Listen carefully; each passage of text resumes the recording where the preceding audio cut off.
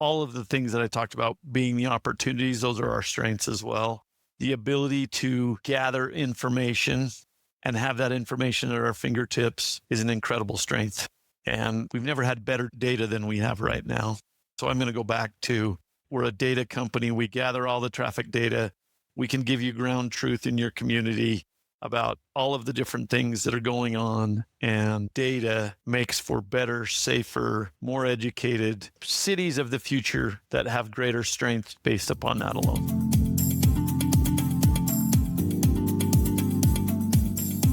Are you interested in traffic safety? What do you think about the government's role in enhancing urban road safety? How can we bring up the next generation to create a better future for everyone? Stay tuned for answers from Brett Ferrin. What is the future for cities? Do you want to learn more about them? Do you want to know how others think about them? Do you want to be part of the conversation? Then this is the right place. Welcome to What is the Future for Cities podcast. Today, I will interview Brett Ferrin, VP of Sales for North America at Traffic Logix. We will talk about his vision for the future of cities, transportation, road safety, AI and decision-making, the next generation, and many more. So let's start with a proper introduction. Brett Ferrin is a highly experienced sales leader with deep roots in the traffic and transportation industry. As Vice President of Sales for North America at Traffic Logix, Brett has been driving the adoption of data-driven traffic solutions since 2011. With over 35 years of experience, Brett is an expert in leading sales teams, establishing distribution channels, and working within the complex frameworks of city, county, and state budgets. He holds an MBA from Western Governors University and is passionate about data to advance Vision Zero initiatives, improve urban planning, and implement effective traffic calming measures. And with that, Brett, welcome to the podcast. Thank you so much for your time. I highly appreciate your appearance on the podcast. And let's jump right in. What does the future of cities mean to you? Fanny, first of all, just let me say thank you for having me on. It has been a pleasure to get to know you over the last few conversations, and I'm excited to talk about the future of cities. I've been asked that question before, and I wish I had a crystal ball. I don't know what the future of cities is going to be, but I do have a little bit of experience in my own city and looking at what has happened over the years and early on saying, what is the future of my city going to look like? And now watching that evolve and develop, I get a chance to travel around. I get to see a lot of different cities. Cities are like people. They're all unique. And I think that's what makes it really great. I appreciate that we started on the note that each city is different. How do you determine the city? Because even the UN doesn't have a concrete definition for the city. So I'm curious, you who have been traveling all over the place and seeing different cities, how do you define the city itself? Boy, you really asked some good questions, Fanny. I'll give you that. Some cities, it's easy because as you come into the city, it's got the big buildings and it's got the high rises, and you go from that city atmosphere, the hustle and bustle of downtown, and then you leave that city and you may travel through 3 or 4 more cities and not even recognize that there's a small city there because you don't see those big buildings. So the definition, I think it really depends on that individual municipality, city government to determine, A, what they want their city to look like. B, they should define their own city. I don't think anybody else should define that for them. That's not our right. That's not our responsibility. It really is a matter of we should define what our city is and what we want it to be moving forward. Then let's talk about your city. What does your city mean to you? I'm a farm boy. I'm not one really likes those big high-rise buildings and big cities. I've been in many big cities, and there's some beautiful cities out there. I'm more comfortable in a rural community where I can look outside and see a horse or a cow or raise chickens or see some wildlife, those types of things. But again, that's what makes it unique is we get to decide where we live and what that city looks like for us. For me, it's a dirt road in the country. I live on a single level home. I'm not looking out at multi-level apartments. There's nothing wrong with that if that's what you like. For me, that defines my city, and that's where I choose to live. Thank you so much for describing your own city, because single-story buildings are usually not necessarily connected to cities, but I am amazed that you said that it's a city for you. Is the city a density or a feeling for you? I think it's a combination of both. Again, that really depends on where you live. Density is very important when talking about a city. In a rural community, having served on the city council in my own town for 6 years, density was a conversation that we always talked about. What kind of density do we want? Where do we want that higher density? Where do we want the bigger lots and the horses and the cows and the open pastures and open fields? I don't think a city is defined by density. I think it's defined sometimes by ordinance, sometimes by city legislation. You can say this city is from point A to point B. Now, in that city, there could be a downtown, right? And that could be the big city. But outside of that, you've also got rural parts of that city as well. And what I described as the city I live in, it's called Plain City, far from plain. But some people would maybe call that a town and not a city. But by definition, it's the city that I live. That's why it's very interesting, because you were talking about rural communities, rural areas with a city, and that's usually not connected to each other. So that's why I was so curious. However, you also mentioned something unique, that you chose where to live. Do you think that people generally, and let's not generalize people, but I'm curious, what is your experience? Do people choose consciously where they live? I don't think everybody is able to choose consciously where they live. I think sometimes that's based upon family history, a job. There's a lot of things that influence where we choose to live or where we're assigned to live.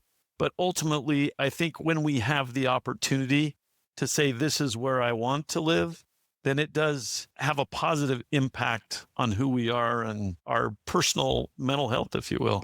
Usually my interviewees are consciously choosing where they live, but that's not the experience for me when I talk with random people on the street that, yeah, I was born here, so why would I move? For me, that's very interesting because I consciously chose where I live. The future can be so many things for so many different cities. What does the future of your city look like? What would you like it to be? Let's back up just a little bit. I want to talk about cities in general because there's a lot going on in the world right now.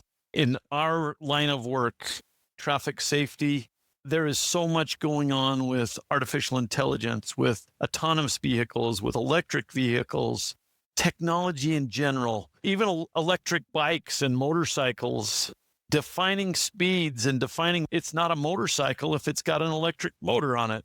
And so I know that there's a lot of conversations right now. How do we control all of these different sources of technology right now within our city to keep our residents safe?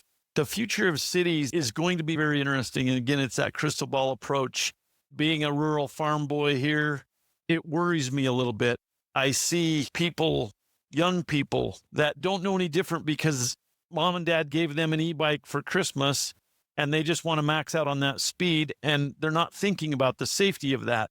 When I look at that e-bike going up and down the road, I'm thinking, first of all, the speed, the no helmet, and it's making no noise. What about those individuals who can't hear or can't see?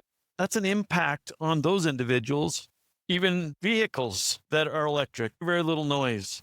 Someone who's crossing the street, it impacts them because they're used to hearing that motor coming down the road.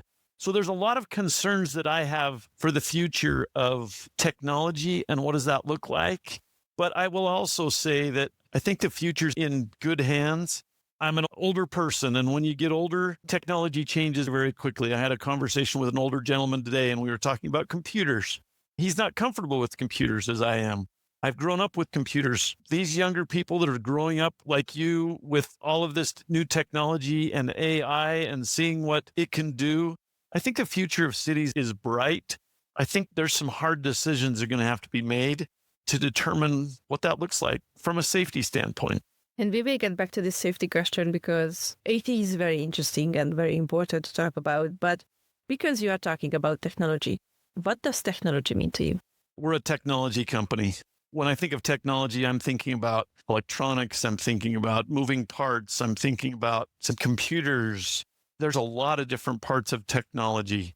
But when I think of technology, I'm thinking about moving parts somewhere. Moving parts connected to the digital realm, moving parts connected to electricity, moving parts connected to whatever. All of the above. There's a lot to technology, and there's a lot more to technology nowadays than there has been in the past. But when you drive down the road and you think about all the aspects of technology, from traffic signals to sensors that are in the road, to the technology of the vehicle that you're driving, the ability to take your hands off the wheel and have an autonomous vehicle that reads the roadway, that knows the speed, that knows when to turn. There's so many things going on right now. And sometimes I don't think we stop to think about how fast things are changing in the world around us.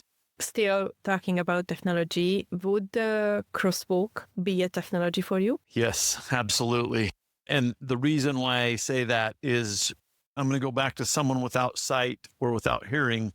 The ability to touch a device and change the light, the ability to not only signal that light and say, okay, there's someone here that wants to cross the road, but now it can beep a sound that says, okay, if I'm going north and south, it beeps this sound. If I'm going east and west, it beeps a different sound. Those are all incredible technological advancements that make life so much easier for those individuals. I understand the signals. I am curious more about the infrastructure itself. So the crosswalk on the road, not the signals. And I'm curious about this because for me, technology is applied knowledge. So it's a much wider understanding than, as I understood you were talking about, the cars, the signals, the IoT, everything else, moving parts. Because that is not moving. That is just a manifestation of our understanding that people need to cross the road, but it's just basically painting on the road. So it's not necessarily the thing you described as technology. That's why I'm curious whether you would understand it as technology. Yeah. And I think if you're going to define technology in that light, and I won't disagree with you on that, then we also have to go into traffic safety in general. And what about the barrels? I've done a lot of different traffic safety sales over the years, and I think it would surprise people if they really understood what the reflective markings on those cones and barrels and delineation devices really meant.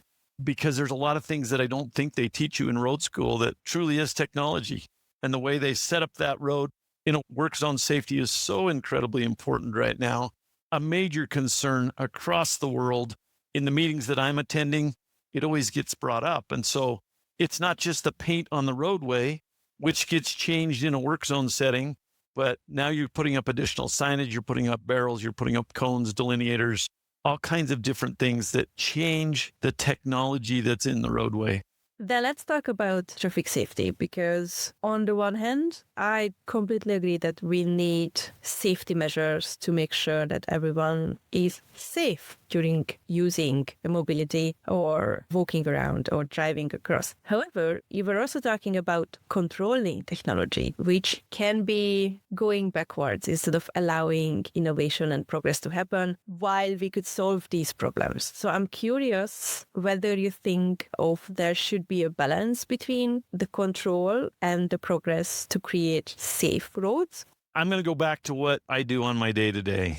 I have 22 years experience in traffic safety. I started out my career doing the paint and the lines and the stuff that we talked about.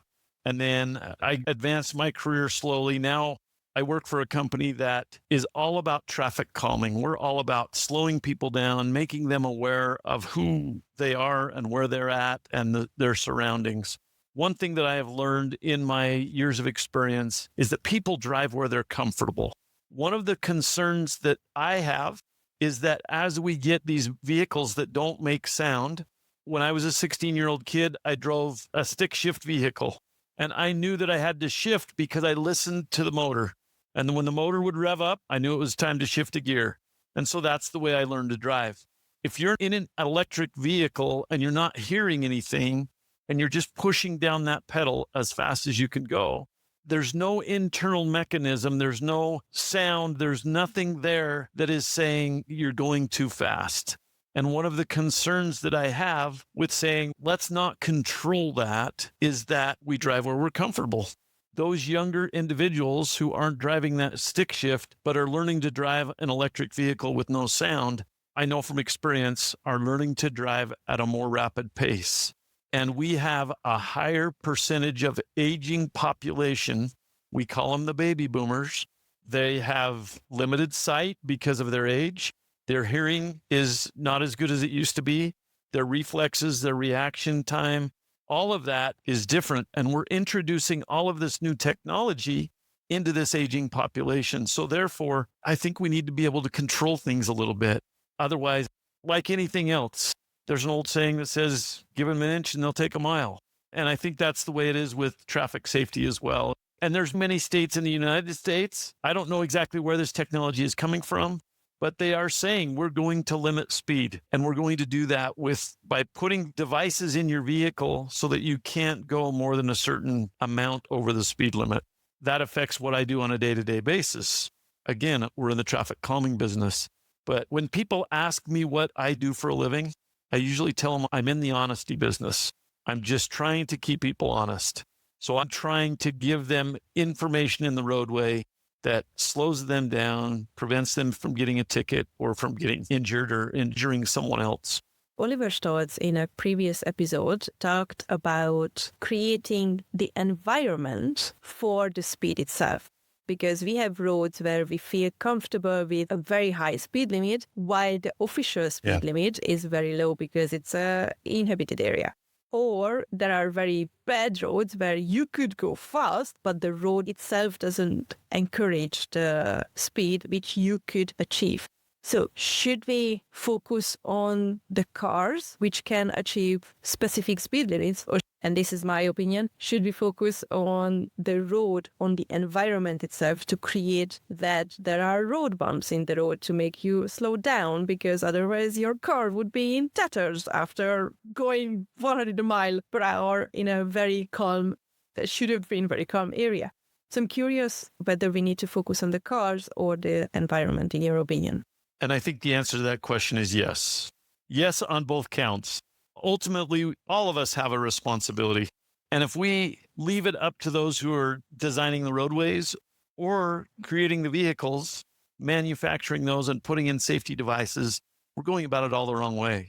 Ultimately, safety is our responsibility. And when we get up in the morning, we all have a desire to go about our day, our jobs, our travels, whatever we do, and we have an expectation that we're going to come home for dinner at night. So I think both of those things are very important. And I don't think that one's more important than another, because for some people, they have to be forced, encouraged, manipulated, whatever, to keep them within guidelines. So that's why we have my job, which is speed humps and radar signs and speed cameras and all of those things. Then we have traffic engineers that are out there using all of the other roadway safety devices, chicanes or natural turns in the road, and narrowing the roadway and doing all of these things to make us feel less comfortable in the roadway so that we slow down those speeds. And so it's a combination of both. Then let's talk about the government's role, because these rules are enforced by the government. I'm curious, what do you think is the government's role in establishing the future of cities, road safety and stuff like that? Number one, to be educated and informed. We live in a society where there's a plethora of data. There are so many different ways to gather good information, and making data-driven decisions is very important, and not emotional decisions. It's easy to react upon emotion, and I see that every single day. We get calls almost every single day asking us to help someone that is making an emotional decision because someone was killed on the roadway. I'm sad to hear about those deaths. That's never a good way to go. Vision Zero is an international goal of 0 deaths in the roadway. That's what we all want to achieve. The reality of it is making an emotional decision is reactive. And if we can make data-driven decisions, then maybe we can be a little more proactive we're always going to be reactive. And I think there's nothing wrong with being reactive, but we're always better off if we can be proactive, because then we have time to think about it and plan it out and make those decisions based upon real information.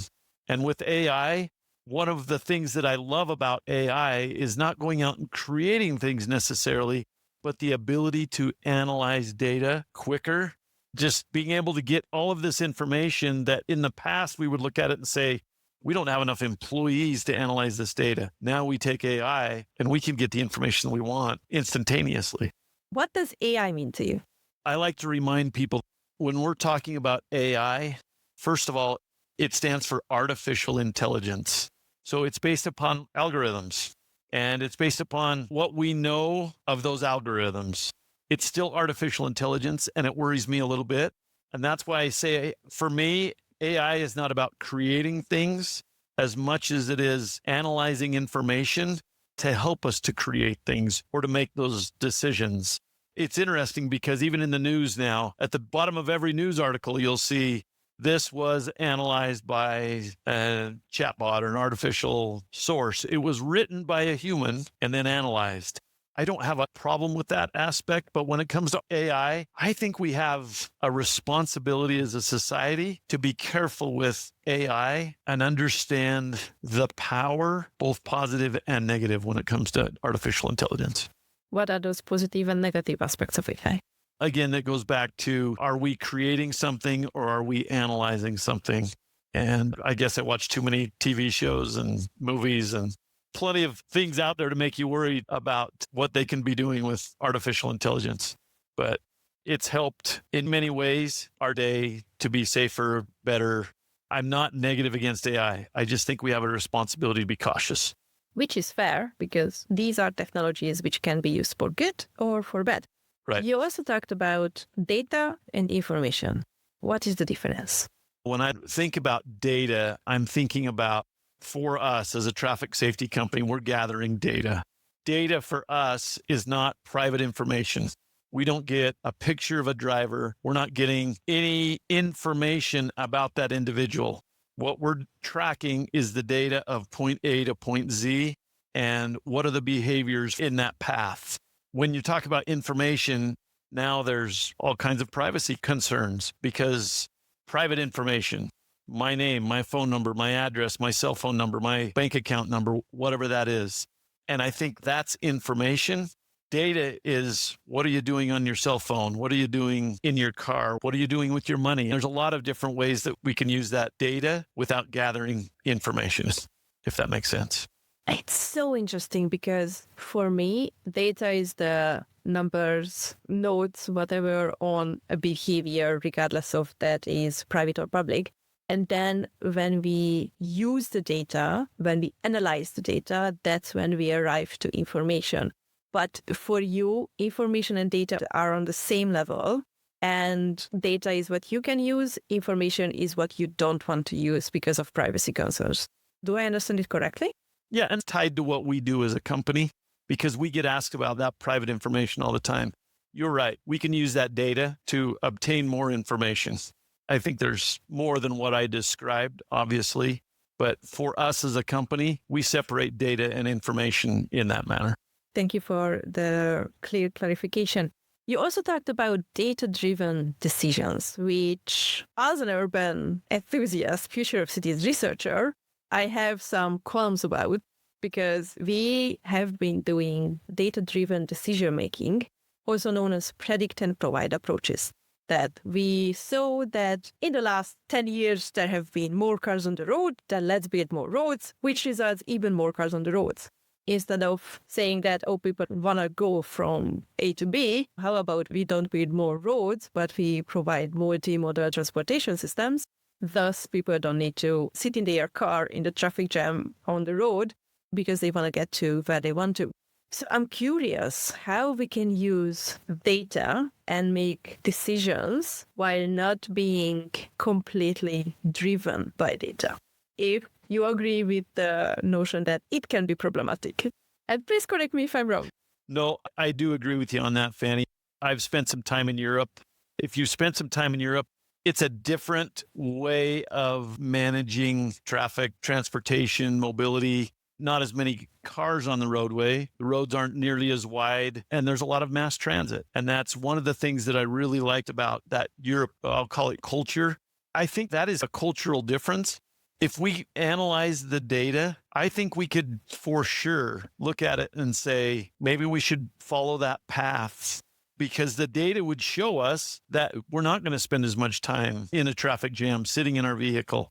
I think our culture in the United States, Canada, other areas of the world where I've been, it's more of a fast food society. I don't want to wait for the train. I don't want to wait for the bus. I want to get in my vehicle. I want to turn on the radio. I want to put in my earbuds. I want to listen to a podcast. I want to do something. I don't want to have to wait for someone else to control my mobility or my ability to transport from A to B. And I don't know that there's a science. I don't know what the data would show us on that, but it would be very interesting because, to your point, if we look at the data and we say in a small town like Plain City, what's that going to look like in 20 or 30 years? We're already building homes in our community faster than we have in the last 20 or 30 years. And so we're approaching that build out phase. When I moved into the town, there was 1,800 residents. At build out, it's predicted to be between 35 and 40,000 residents. Now, it's a huge population growth. What does it look like for those 2 or 3 main roads that come into town? They're going to have to take out houses to be able to widen the road, to be able to get all those people back and forth into their homes. Would we be better off to have buses or mass transit? Again, data-driven decisions, I think, are important, and they're not the cure-all for everything. We can look at the data, and then we have to make decisions, hard decisions sometimes, based upon natural differences as well. It's just fascinating how you describe that. You want to have your own car because that's your freedom. While from an outsider, I've never been to the States. It's just fascinating to hear that you have your own car, but you are sitting in a traffic jam at the same time. So are you free in your mobility? That's a question for me. I understand the difference. I would also love to go back to autonomous vehicles because you mentioned the boomer generation, the aging population.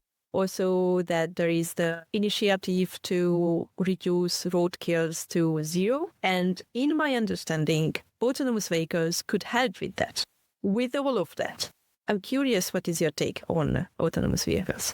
I don't have enough experience with them to really have an opinion on that. I can tell you my experience is that a few years ago, I was at a traffic safety show and I called for a taxi. And when the taxi pulled up, there was no driver in that vehicle. It was a fully autonomous vehicle. And the individual that I was with, we looked at each other and we politely declined to ride in that because we weren't comfortable at the time. They were just brand new. Anyway, being who we were, traffic safety specialists, we said, you know what, we want a driver at this point in time. And there were other individuals at the time that were doing the same thing. I do think that they've made that technology a lot better. It's interesting because if you hear or see or know anything about any autonomous vehicle that's gotten in an accident, that story is spread to 100,000 different people that autonomous vehicles aren't safe. In reality, that same autonomous vehicle, one accident, there was probably 10 or 15 other accidents that you didn't hear about with drivers behind the wheel. So could it help? Yes. Is it helping? I don't have the data, but I'm sure minds superior to mine are tracking that information, and Google and all of these other autonomous vehicle companies are very much aware of that information and that data. It's very interesting because a few years ago, I was also like you that, no, thank you so much. No self-driving cars for me because that seems very dangerous. However, with my partner, we tried different levels of autonomy and building up the confidence step by step, level by level that, okay, it can do this. Okay, it can do even that. Oh my God, it can even do this. This is amazing. So for example, we rented a half autonomous vehicle for our road trip in Australia, and on the highway, it felt much safer to allow the car to keep the distance from the car in front, because I knew that it will keep the same distance regardless of what's happening. But we built up that kind of trust in the machine itself. Now, we have been talking about a few of these. But what are the three biggest concerns or fears regarding the future of cities for you? I think all of the things that we've talked about. The biggest opportunities also bring about the most fear. I have a little sign on my desk behind me that says when nothing changes. And right now we're in a society of change. And with change comes uncertainty with fear. And I like to tell the story of being on the city council and having a developer come to us and say, I want to build a grocery store in town. For you and I, that would probably be awesome because the closest grocery store was 3 cities over. So we were driving 7 to 10 miles to get to the grocery store. They were going to bring that to our little community. And it was just absolute chaos. In the United States, there's a term, maybe you've heard of it. It's called NIMBY. NIMBY stands for not in my backyard. And what we found was that people said, I'm all for a grocery store. I just don't want it in my backyard. And we've had that grocery store for 8 or 10 years now. And a lot of those individuals who swore that they would never shop at that store, now we have regular conversations when we're shopping together, and we recognize that it is beneficial. But change is scary. And so whether it's the new stoplight in town, whether it's the new grocery store, they're all beneficial for us. The new autonomous vehicle can make our community safer. But it's scary because we don't know what's going to happen. With change comes uncertainty. With uncertainty comes fear. But in reality, over time, that usually fixes itself and brings people back around to, gosh, that was a really good decision. Gosh, that was a good thing. So the biggest is change. I mean, that's the biggest one. Everywhere you go, whether it's growth, whether it's a new apartment complex, whether it's, multi-unit housing of any sort, new modes of transportation, we're going to put in mass transit. Oh, man, that's going to be horrible. But in reality, once you try it, I'm a fan. I use it locally occasionally. Richard Gill from Rethink X in episode 274 talked about how change is messy, and we usually focus on the messy part, but he said that there is change also in that sentence. So change is there in that sentence. So we could also focus on there is mess, but we are also creating change. It could be also something beneficial. It was very surprising that you started your answer with, in opportunities, there are concerns and challenges. Because usually it's the other way around, that these are the challenges and I find opportunities in those challenges in my interviews. Are you optimistic about the future of cities? Oh, very much. I think, like I say, all of the technological advancements, and I attend a lot of trade shows where I get to see what's out there in the world and the new products that are coming on board. And there's some very intelligent people in this world. I'm grateful for those individuals because we're in good hands. There's going to always be naysayers. There's always going to be people that are opposition. They're going to oppose everything that we do. In reality, sometimes we're going to make mistakes along the way, but most of the time that fear will bring us back around. We just have to have time to accept. And again, if we can provide the data to say we've analyzed the situation and we know that building a grocery store in town isn't going to bring 50,000 more vehicles, it's not going to create a safety concern to have those delivery trucks coming in. That's why they do these long-term planning studies. Why we have mayors and city council people and legislatures and people that hopefully are doing their homework. And they're looking at the data and they're making smart decisions, not decisions based upon emotion. Are they doing it? You're going to have a combination of both. And you can see that throughout the world, especially in the world we live in right now. People are making decisions based upon emotion. I hate this person. I don't like this country. So it's all over out there. Which is fair because, as we discussed, cities are like people. They are unique. So all of the decisions should be unique. What are the 3 biggest opportunities? If we are talking about the change is the biggest concern, what are the 3 biggest opportunities regarding the future of cities for you?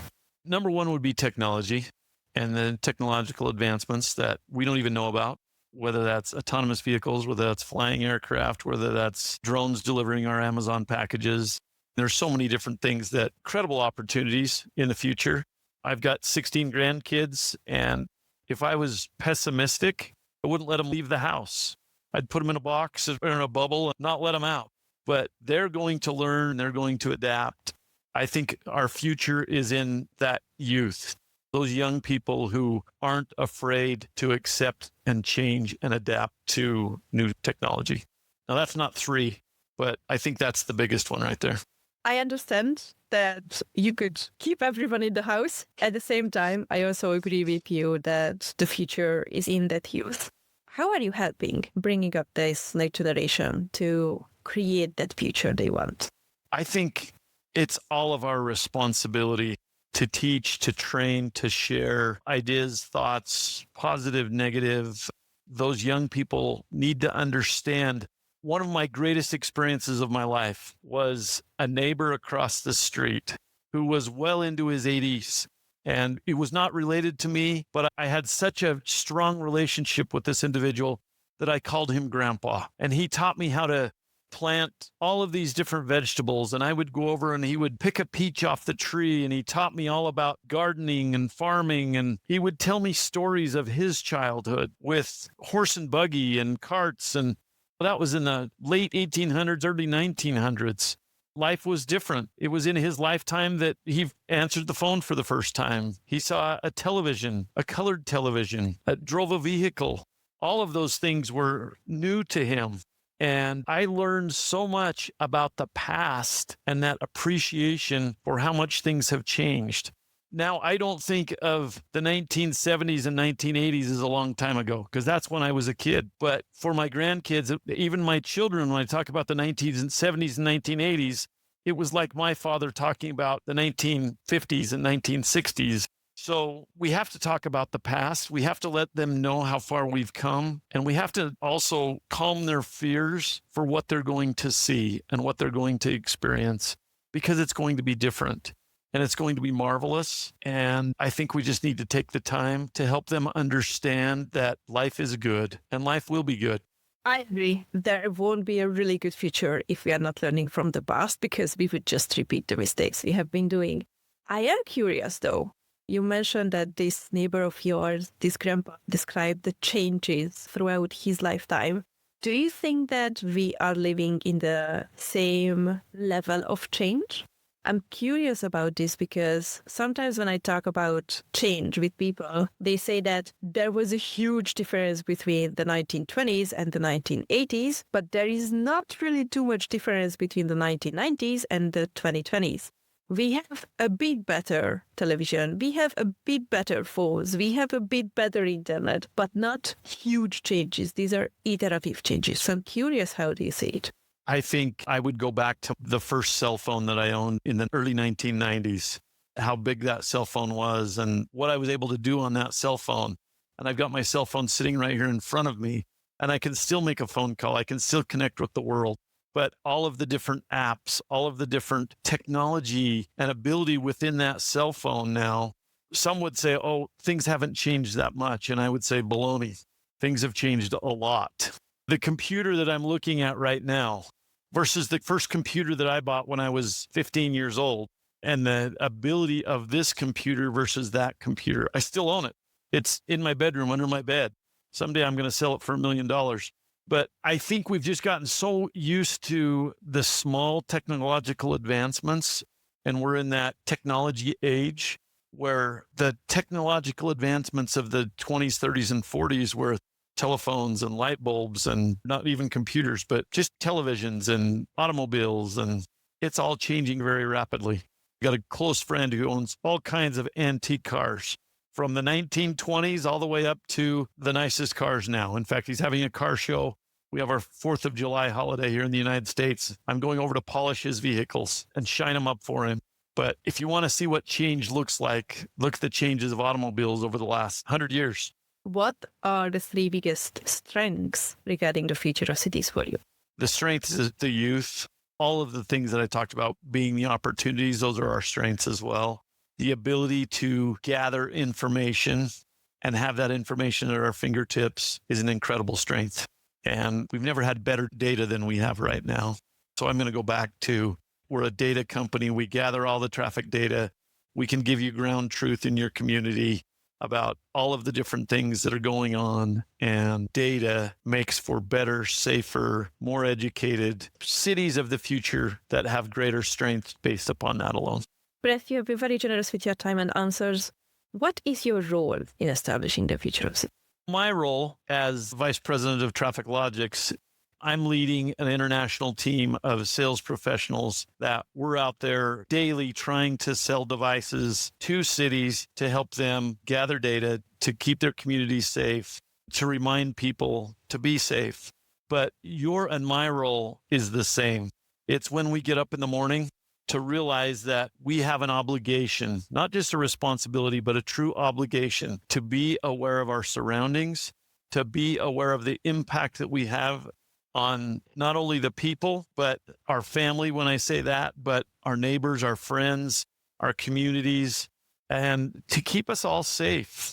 Realize that where I feel safe may not be where you feel safe, because maybe you don't feel safe behind that wheel driving a car, but maybe you're driving a scooter down the road and your desire to be safe is the same as my desire to be safe. And I have an expectation that you're not going to swerve in front of me, and you have an expectation that I'm going to maintain that vehicle in a safe manner. The responsibility of us all, again, I'm going to go back to, it's to make sure that we go home for dinner at night, to make sure that our children, our grandchildren, our families, our friends, those loved ones that we have are safe, that we feel safe. Interestingly enough, our motto as a company, our slogan is safeguarding your ordinary. And that's what we try and do. We try and make sure that whether you're on the sidewalk, whether you're on the roadway, whether you're on the front lawn, or whether you're sitting in your easy chair watching TV, that you feel safe in your community. That's my responsibility, but it's all of our responsibility. Vision zero, no more deaths. Let's make sure we all come home for dinner at night. Which is a wonderful message. Brett, thank you so much for your work. Please keep us safe in the future as well. Do you have any closing comments or requests for the audience beside what you just mentioned? Well, Fanny, I want to again thank you for the hard work and your diligence in getting the message out. My parting message would just be aware, be safe. And if you have concerns or want to know more about traffic safety, please reach out to me. I'm more than happy to answer any questions. If I don't know, you wouldn't know what a Rolodex was, but I used to sell them in my early days of my career. But I have a cell phone with a lot of different contacts in it. And within those contacts, I have a good working knowledge of a lot of different people who are very intelligent and hopefully can help us find answers to your questions. Safety, it's everyone's responsibility. Let's make it happen. Let's be safe out there. All the links will be in the show notes as well. And Brett, thank you so much for your time today. Thanks, Fanny.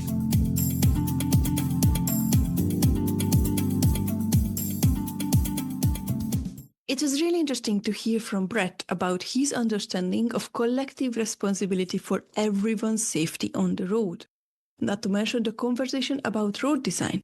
Oliver Stolz talked about the need for more conscious environmental design which induces certain driver behavior in episode 194. You can find out more about Brett online. All the links are in the show notes. What was the most interesting part for you? What questions did arise regarding Brett's approach to the future of cities? What have you learned from this interview? Let me know on Twitter at WTF4Cities or on the WTF4Cities.com website where the transcript and show notes are available. You can also subscribe on the website not to miss any new episodes and leave some feedback. I hope this was an interesting interview for you as well, and thanks for tuning in. What is the Future for Cities podcast?